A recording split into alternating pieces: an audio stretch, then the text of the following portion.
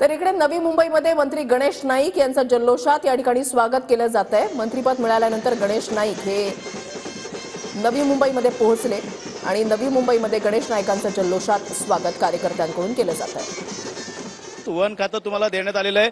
मोठा आनंदाचा क्षण या ऐरोली मतदारसंघामध्ये दिसून येतो। हे बघा 1995 साली वन पर्यावरण ही दोन्ही खाती माझ्याकडे होती। आज त्यावेळच्या पेक्षा वनामध्ये मोठ्या प्रमाणामध्ये सुधारणा घडलेली आहे।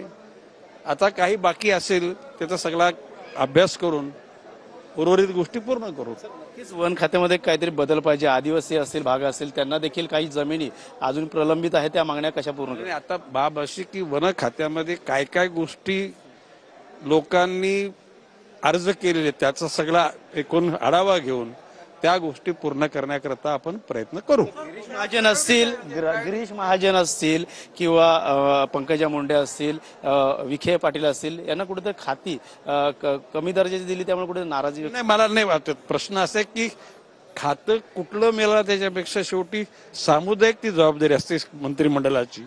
निश्चितपणे त्या सर्व खात्यांना न्याय मिळण्याकरता सगळेजण एकत्र काम करते। कशा प्रकारचा कामाचा सपाटा असणार आहे? अतिशय शिस्तबद्धतेनं काम होईल, लक्षात का जनताभिमुख कारभार होईल असा माझा विश्वास आहे। पालकमंत्री वरतून आता दावा प्रतिदावे केले जातात, कसं बघता? तुमचं देखील नाव नाही, स्ट्राईक रेट भाजपचा मोठ्या प्रमाणात ठाणे जिल्ह्यामध्ये। हे बघा प्रश्न असे, पालकमंत्री पद कुठल्याही जिल्ह्याचं मिळालं तरी सुद्धा प्रॉब्लेम काही नाही।